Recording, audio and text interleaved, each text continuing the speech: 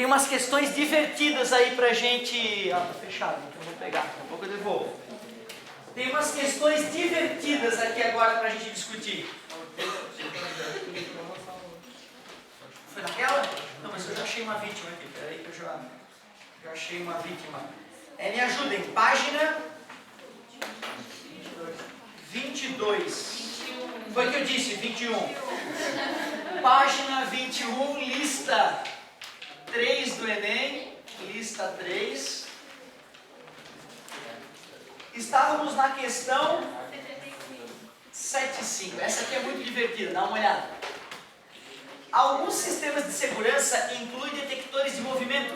Nestes sensores existem substâncias que se polarizam, existe uma substância que se polariza na presença de radiação eletromagnética de certa região de frequência, gerando uma tensão que pode ser amplificada e empregada para efeito de controle. Seria correto E, né? Não A. Quando uma pessoa se aproxima do sistema, a radiação emitida pelo seu corpo é detectada por esse tipo de sensor. A radiação captada por esse detector encontra-se na região da frequência. Será que é da luz visível? Por que a gente percebe que a luz visível não seria interessante para detectar presença?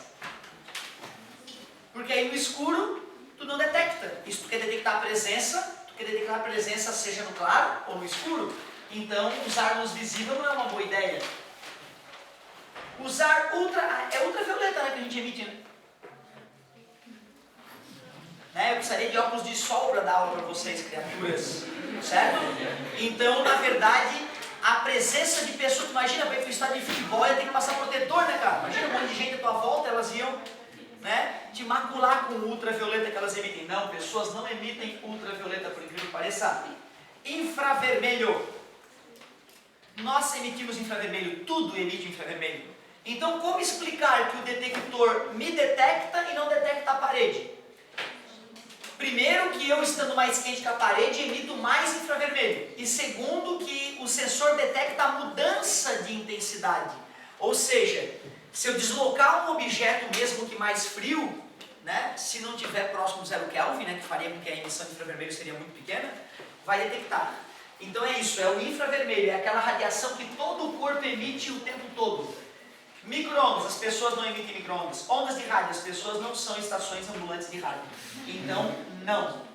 Tu vê, o Enem pode ser divertido. 76. Vamos que vamos. Deixa eu pegar um pouco só para pular e poder continuar, né? Que senão é sacanagem. Tomar água, perdeu. 76. Ao sintonizarmos uma estação de rádio ou um canal de TV em um aparelho, estamos alterando algumas características elétricas de seu circuito receptor. Das inúmeras ondas eletromagnéticas que chegam simultaneamente ao receptor, somente aquelas que oscilam com determinada frequência resultarão em máxima absorção de energia. O fenômeno descrito é a difração. Difração é a capacidade que uma onda tem de contornar obstáculos. Será que quando eu mexo no rádio, eu altero a capacidade dele desviar as ondas de rádio e com isso eu consigo a estação que eu quero? Não, né? Até porque se tu for calcular o comprimento das ondas de rádio, pode dar dezenas de metros. Nós precisaremos de obstáculos de dezenas de metros para aproveitar a difração. Então não é por difração. Refração. Refração é quando uma onda muda de meio de propagação. Vocês devem entender que as ondas de rádio estão sempre imersas no ar, né? Aí o aluno poderia pensar, não, mas aí a onda refrata para penetrar na antena, passar do ar para o aço. Por incrível que pareça, é um pouco mais delicado do que isso. A onda eletromagnética ela não passa a se propagar na antena como se ela tivesse mudado de meio de propagação. É um fenômeno um pouco diferente. Polarização. Na verdade, cara, quando eu tenho uma antena que emite ondas de rádio, ela já emite a onda polarizada. Se a tua antena é compridinha e está na vertical, então ela está emitindo campos elétricos que vibram na vertical. Se a tua antena é compridinha, única e está na horizontal, então é porque ela emite campos elétricos na horizontal. Às vezes, numa propaganda de uma emissora de rádio, tu escuta, né? 100 MHz, polarização vertical. Ele está te dizendo, olha, a tua antena, cara, tem que estar na vertical para poder captar a minha rádio melhor, porque os meus campos elétricos são criados oscilando na vertical. Então, na verdade, as estações de rádio já estão polarizadas. Então, não é por polarização que tu vai conseguir diferenciá-las. Interferência. Interferência é quando duas ondas se sobrepõem. Será que o teu aparelho de rádio emite ondas de rádio que interferem com as ondas da emissora para poder ser captada? Não, né? Não é.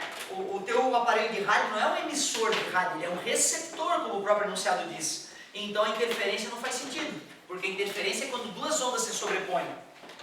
Dá para acreditar que é a ressonância, quando eu mexo no botãozinho do rádio antigo lá sintonizando uma nova estação, eu estou mexendo nos capacitores e ou indutores que compõem o circuito. Eu estou mudando a frequência natural de vibração daquele circuito. E aí, quando a frequência do circuito coincide com a frequência da onda, entra em ressonância. E aí o circuito começa a ter uma corrente elétrica com a mesma frequência da onda que atingiu a antena. Incrível, né? Quando tu sintoniza uma estação de rádio, tu faz o teu rádio entrar em ressonância com a onda eletromagnética que está ali. E por isso que mesmo tendo várias ondas eletromagnéticas no mesmo ambiente, tu mudando a ressonância, tu consegue captar só uma delas.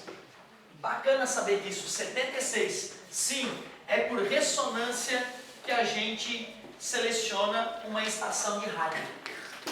77. Enquanto adolescentes, as nossas tardes após as aulas consistiam em tomar as mãos do violão e o dicionário de acordes de Almir Shedir e desafiar nosso amigo Hamilton a descobrir apenas ouvindo o acorde quais notas eram escolhidas.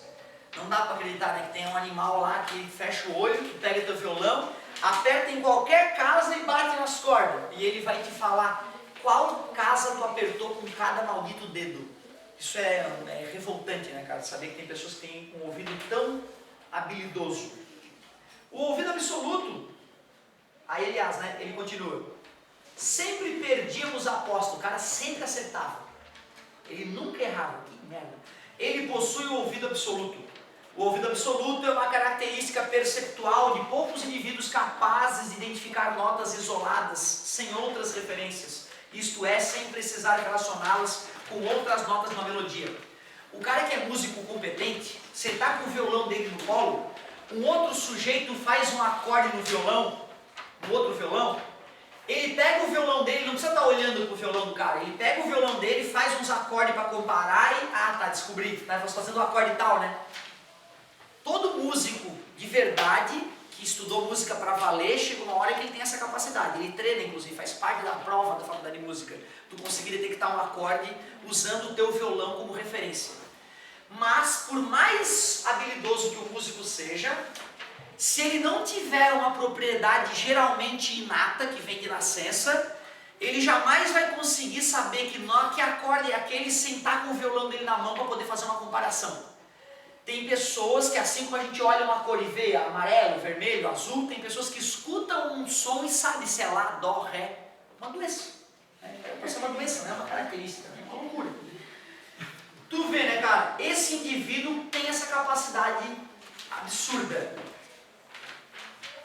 Eu fico magoado porque eu já te contei como é que foi a minha vida com o violão, né? Eu cheguei a fazer 2 aulas de violão. Na primeira o cara tentou me ensinar a afinar. Ó, tá escutando o batimento? Tá escutando? Eu escutando porra nenhuma. Na segunda aula, já desiludido, eu pedi, porra, cara, toca um Vilas Lobos aí. Aí ele ficou tocando um Vilas Lobos, eu fiquei babando enquanto ele tocava Vilas Lobos. E aí depois de meses em casa, eu escutei o batimento que ele queria me ensinar na primeira aula. Aí o cara fica magoado quando tem um sujeito, né, que consegue escutar um som e, o acorde é tal. E aí, será que é a velocidade da propagação que faz a gente conseguir distinguir os acordes? O som no ar é 340 metros por segundo, não importa se é lá, ré ou mi. É a amplitude da onda. A amplitude da onda tem a ver com o volume. Se eu toco as cordas suavemente, a corda vibra pouco, com pouca amplitude, e o ar sacode com pouca amplitude, eu escuto um som um pouco intenso. Se eu bato com força nas cordas do violão, a corda sacode mais, o ar sacode mais, e eu escuto um barulho que a gente chama de alto no dia a dia, mas é errado. Seria um barulho mais intenso, fisicamente falando. Então a amplitude não. É a forma da onda. Por incrível que pareça, a forma da onda ajuda a distinguir instrumentos musicais diferentes, não notas musicais diferentes. O Lá do violino e o Lá do violão ou do piano, se for o Lá fundamental, todos têm 440 Hz. Mas o músico e até o leigo conseguem distinguir o violino do piano. Ou seja, apesar do ar estar sacudindo 440 vezes por segundo, a maneira como o ar está sacudindo é um pouco diferente. No caso do violino, o ar sacode tremelicantemente, enquanto no violão e no piano o ar sacode mais livremente, sem o tremelicar, né, gerado pelas cordas ásperas que se arrastam lá nas cordas do violino. Então a forma da onda não, isso é um timbre. Isso permite distinguir a fonte da onda e não que tipo de som a fonte emite. Intensidade também não pode ser, porque a amplitude também estaria correto. A intensidade do som tem a ver com a amplitude da onda. Então, se a letra B estivesse correta, a letra D também estaria. Frequência, por incrível que pareça, a nota musical é a frequência do som. O Lá é 440, o Lá fundamental. O Lá uma oitava acima é 880 Hz. O Lá uma oitava abaixo é 220 Hz. É isso que a gente chama de intervalo de uma oitava. Quando tu sai de uma nota musical e vai para ela própria. Certo? Então, Dó, Ré, Mi, Fá, Sol, Lá, Si, Dó. Esse segundo Dó tem o dobro da frequência do primeiro Dó que eu falei. Certo? Jura que eu estou fazendo na frequência certa, né? Porque não é só falar, né? Dó, Ré, Mi, Fá, Sol, Lá, Si, Dó. Tem que ser, quando está treinando, né, musicalmente, tem que ser na frequência certinha. Loucura! Então, realmente, é letra A. É letra A. Eu jamais vou me esquecer também de uma vergonha que eu passei na engenharia mecânica, quando eu comentei com o professor de controle de vibrações e acústica. Comentei com ele a ideia do ouvido absoluto, né? E aí ele riu da minha cara, ele, aham, tá bom. O cara escuta o som e fala 380 Hz. Ele tirou sarro da minha cara, né? E eu fiquei magoado, né, cara? Porque, pô, fui comentar sobre o ouvido absoluto e ele, tá bom, até parece que a pessoa pode detectar a frequência escutando. Eu não quis dizer que a pessoa possa contar, né? A pessoa não vai conseguir, esse lá tá desafinado porque tá com 441 Hz. Não é isso o ouvido absoluto da gente, é conseguir distinguir se é Dó ou se é Ré. E não saber se a frequência está entre elas. E aí eu até cheguei depois a mandar um e-mail pro cara, né, para ele se informar um pouco melhor que existe ouvido absoluto. Eu acho que ele não acreditou. 78. 78. Oi. Você pode pular na 90? Claro, com certeza eu posso pular na 90, até porque essas eu já fiz, a 90 eu não fiz. Ah, eu já fiz também, isso mesmo. A 90 ela tem um defeito no enunciado, tá, pessoal? O enunciado foi suprimido de uma certa parte ali, mesmo assim dá para achar o gabarito dela. Então, ó, página 24, questão 90. Nós não vamos abandonar as outras, certo? É só para a gente matar a curiosidade aqui. O eletricista analisa o diagrama de instalação elétrica residencial para planejar medições de tensão e corrente em uma cozinha. Neste ambiente existe uma geladeira G, uma tomada T e uma lâmpada L, conforme a figura. O eletricista deseja medir a tensão elétrica aplicada à geladeira. Para isto, ele dispõe de um voltímetro V e de 2 amperímetros A. O que ele vai fazer com o amperímetro? Onde é que ele vai colocar o amperímetro? Onde é que ele vai enfiar o amperímetro? Não responda. Na verdade é porque o enunciado deveria também falar que ele quer medir outras correntes elétricas. O enunciado foi cortado. Então esse enunciado era mais longo. Ele queria medir a tensão na geladeira, a corrente na lâmpada e a corrente total no circuito. Mas apesar disso vai dar para achar o gabarito. Na letra A, ele instalou um amperímetro em série com o fio fase. Tudo bem. Só que ele instalou o voltímetro em série com a geladeira. Voltímetros são instrumentos que têm resistência infinita. Quando tu instala um voltímetro em série, ele não vai deixar a corrente passar por ele. E aí a geladeira fica desligada. Portanto, eu teria que conectar o voltímetro em paralelo com a geladeira. Não precisa ser aqui ou aqui. Pode ser mais adiante, ó. Mas tem que estar conectado em paralelo com a geladeira. A letra A está fora da casinha porque está em série. A letra B, o voltímetro está em série. A geladeira vai desligar, vai perder os produtos. Ó, a letra C está honesto. Ó. A letra C, o voltímetro está honesto. A letra D também. E a letra E também. Por incrível que pareça, eu posso conectar o voltímetro nos fios de instalação aqui na geladeira. Eu também posso fazer isso. Vai dar no mesmo. Esses voltímetros vão ler a mesma coisa. Só tem um problema. Na letra C e na letra D, o cara pegou o fio fase, que é aquele fio que dá choque na tomada, pegou o fio neutro, que é o fio que está encostado com o planeta Terra, que a gente diz que a DDP é 0, e ele pegou um amperímetro e instalou aqui. Poxa, cara, o amperímetro tem resistência nula. Quando ele instala um amperímetro em paralelo na tomada, a tomada entra em curto. Então, a energia da casa vai entrar em curto, vai cair o disjuntor geral da casa, nesse caso. Isso deixou o item C e o item D errado. Então, o único item que resta de esperança é o item E. Vamos ver como é que ficou. Fio fase, dá choque. Fio neutro, está conectado com o planeta Terra. Tem a geladeira. Tem a tomada. E tem a lâmpada. Na lâmpada ele instalou um amperímetro em série, então vai medir a corrente da lâmpada. Colocou o voltímetro em paralelo com a geladeira, vai medir a tensão na geladeira. E colocou mais um amperímetro no fio neutro aqui, assim ele mede a corrente de todo mundo. A corrente que alimenta todos os outros sujeitos. Certo? Então faz sentido, voltímetro em paralelo, amperímetros em série. A única situação onde os instrumentos estavam conectados corretamente. Então, mesmo com o enunciado suprimido, dava de ter matado a questão. Show de bola. Meu Deus, peraí que eu abandonei a música. Me perdoa, meu amor, que deselegante que eu fui. Obrigado, 91. Então, que vamos, é uma das boas também, essa 91 aí.